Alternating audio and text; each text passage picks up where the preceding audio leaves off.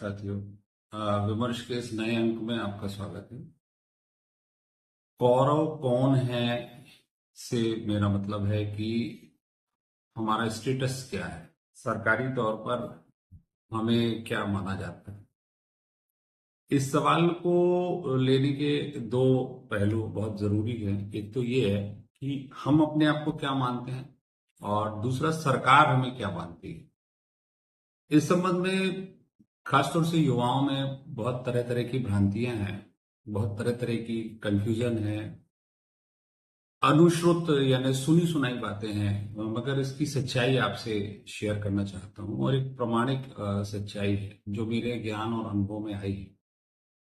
देखिए, मध्य प्रदेश में हम लोग जो कौरव जाति है, वो महाजन आयोग एक गठित हुआ था जिन्होंने प्रदेश में ऐसी जो जातियां जो पिछड़ी हैं, पिछड़ी से मतलब है उनका उनका राजनीतिक पिछड़ापन, उनका आर्थिक पिछड़ापन, उनका सामाजिक पिछड़ापन, पिछड़ेपन के अपने जो भी इंडिकेटर्स है, उसके आधार पर अनुशंसा के बाद अन्य पिछड़े वर्ग में हमें सम्मिलित किया गया।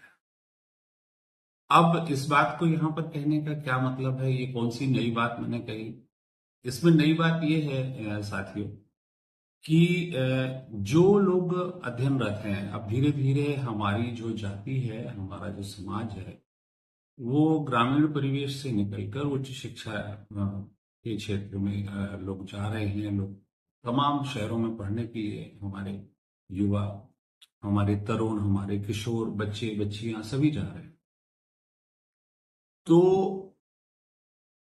उस समय ये बात बहुत महत्वपूर्ण हो जाती है कि हमें जो भी इस कैटेगरी से, इस पहचान से फायदा मिलेगा वो राज्य में मिलेगा, राज्य की भर्तियों में मिलेगा।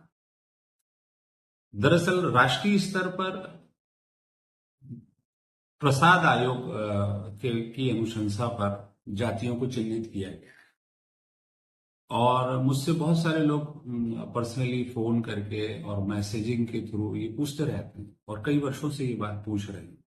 तो मैं वंस फॉर एवर, हमेशा के लिए इस बात को आपको समझाने का प्रयास कर रहा हूं कि सोनी, जायसवाल, इस तरह की जातियां राष्ट्रीय सूची में हैं। इसलिए ये जातियां अखिल भारतीय स्तर की जो भर्तियां हैं उनमें अवसरों की दृष्टि से और आरक्षण की दृष्टि से लाभ ले लेते हैं। दूसरी महत्वपूर्ण बात यह है कि हमारा अपना स्टेटस या बायो हमारी चॉइस का मामला नहीं है। ये निर्णय सरकार का है, ये हमारा आत्मनिर्णय नहीं होता।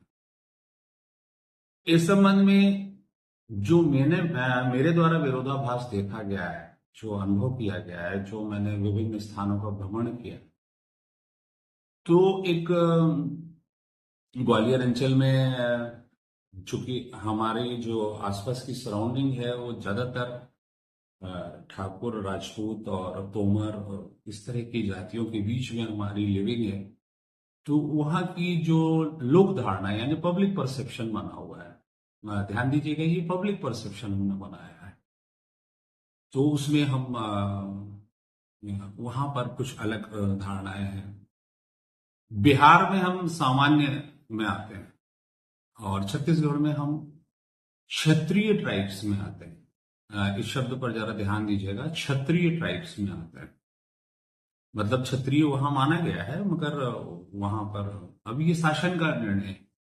शासन से ये एक ही जाति के ये जो तीन टैग हैं, ये जो तीन बायो या तीन स्टेटस या तीन केवाईसी बनी हुई हैं, ये एक अलग एपिसोड इस पर हम करेंगे। मगर ये जान लीजिए कि हम 5000 वर्ष पूर्व से अस्तित्व में विद्यमान एक बड़ी महत्वपूर्ण जाति है, और हमें अपनी जातीय अस्मिता का हमेशा सम्मान करना चाहिए। नमस्कार।